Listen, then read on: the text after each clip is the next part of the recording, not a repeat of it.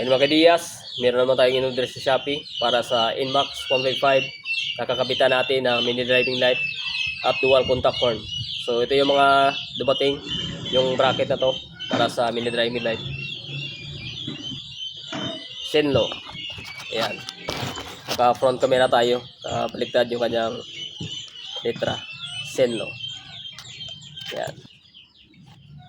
Hinihintay ko pa yung kanyang sa PIA horn. Hindi pa dumating. So baka yung full tutorial natin, pagkabit natin, na gawin nating dual contact horn yung kanyang Inmax. Ayan, shoutout nga pala sa owner. Ayan.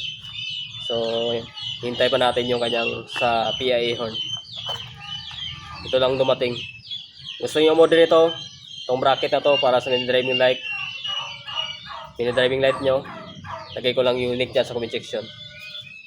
At itong Shenlo na mini driving light.